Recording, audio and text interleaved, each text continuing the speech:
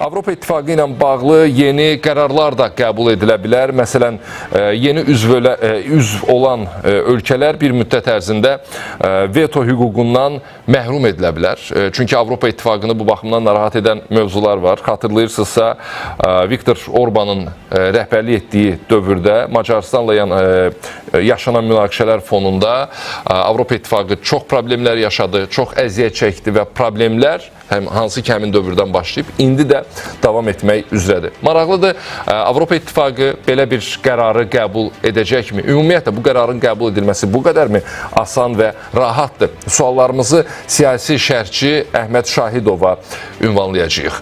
Əhməd bəy, hər vaxtınız xeyir olsun, bayramınız mübarək. Hər vaxtınız xeyir olsun Rəhman bəy, dəyərli qardaşım. Mən də sizi və bütün tamaşaçıları Qurban Bayramı, belə sabahki 28 may günü münasibətilə ürəkdən təbrik edirəm. Təşəkkürlər.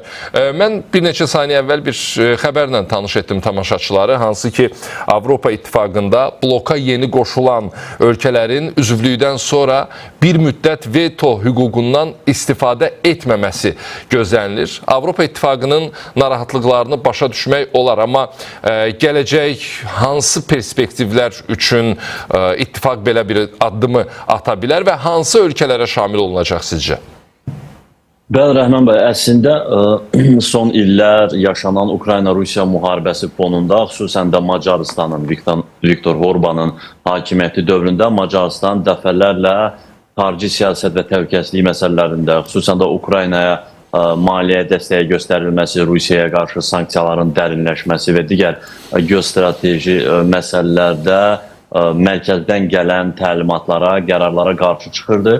Bəzən veto hüququndan istifadə edirdi, bəzən də bu qərarların qəbul edilməsini aylarla uzadırdı və bu bir növ Avropa Birliyini bir ölkənin siyasi iradəsindən asılı vəziyyətə salırdı və dünya miqyasında Rusiya və Çinlə rəqabətdə Avropa Birliyini xeyli geri salırdı və bugün Brüsseldə düşünürlər ki, bu prezidenti aradan qaldırmaq üçün xüsusən də yeni üzv qəbul olunacaq ölkələrə qarşı mərhələli inteqrasiya prinsipini tətbiq edəsinlər. Bu nə deməkdir? Yəni, bugün 27 Avropa Birliyi üzvü var. Yaxın perspektivdə bu üzvlərin sayı arta bilər. Xüsusən də Gürcüstan, Moldova və digər Qərbi Balkan ölkələrinin də bu birliyə üzvlüyü reallaşanda say 30-a qalxacaq. Belə olan halda yeni qəbul olmuş üzvlərə 3 və ya 5 il ərzində Avropa Birliyinin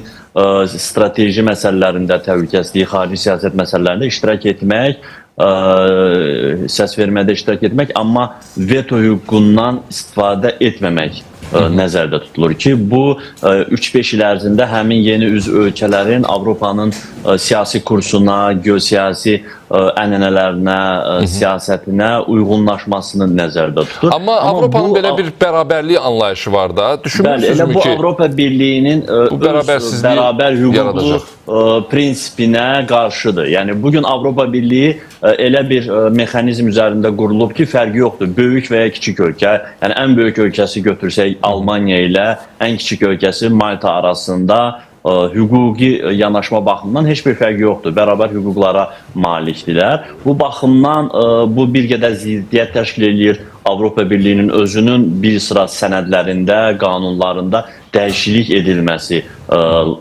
ehtiyacı var ki, bunu da yenə yekdilliklə Avropa Birliyi üzvü olan 27 ölkə səs verməlidir, qəbul eləməlidir. Burada da xırda ölkələr, xüsusən də adını çəkdiyim Malta və digər Baltikyanı ölkələr buna ehtiyatla yanaşırlar. Bir ölkənin suverenliyinin pozulması kimi yanaşırlar və xüsusən də Almaniya və Fransa kimi böyük ölkələrin Avropa Birliyi daxilində hegemonluğunu bundan sonra da dərinləşəcəyi baxımdan ehtiyat edirlər. Amma düşünürəm ki, Avropa Birliyi bu mexanizmi tətbiq edəcək. Çünki Avropa Birliyinin özündə belə bir təcrübə var artıq.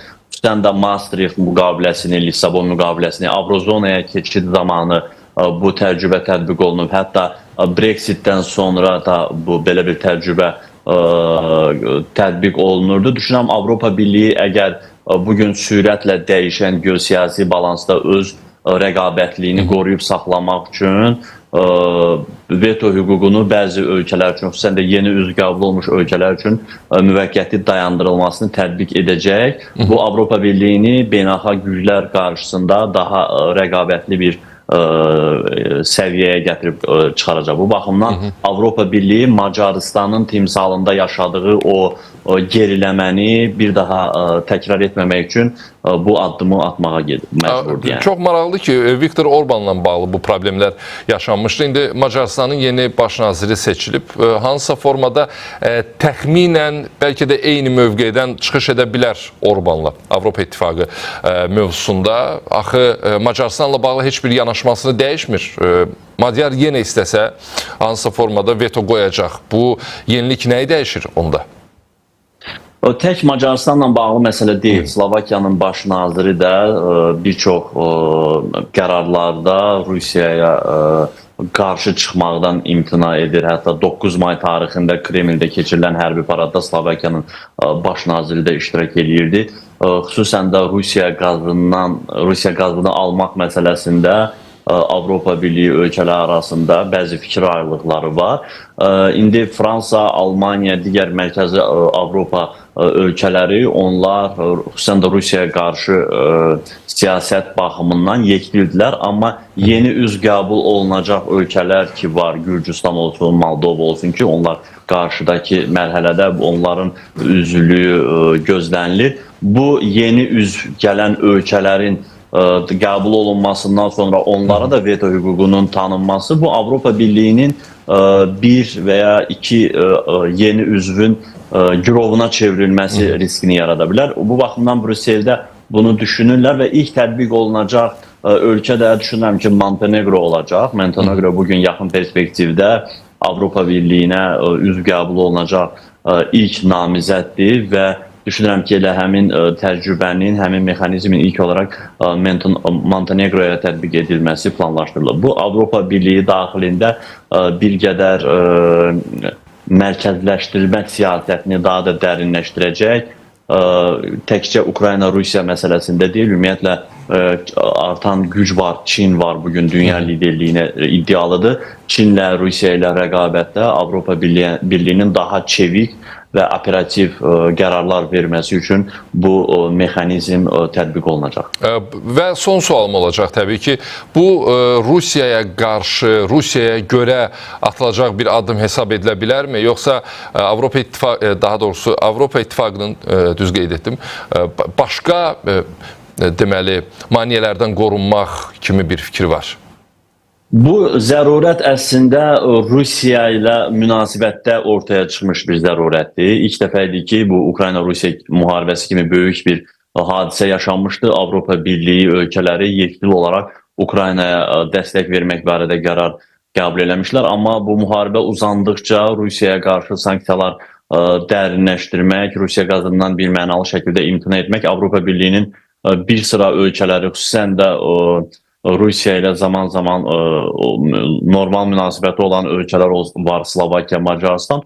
Onların özlərinin enerji təchizatında ciddi problemlər yaratdıqları üçün onlar Rusiyaya qarşı sanksiyaları ləngidirdilər, yubadırdılar, veto hüququndan istifadə edirlər. Bu Avropa Birliyinin özünün xarici siyasətində artıq geriləməyə səbəb olurdu. Rusiya, belə deyək, Rusiya ilə bağlı bu məsələ ortaya çıxdı. Səbəb Rusiyadır. Amma məqsəd təkcə Rusiya ilə mübarizədə deyil. Bugün Çin var, Avropa Birliyi ilə münasibətdə artıq xeyli irəlidədir.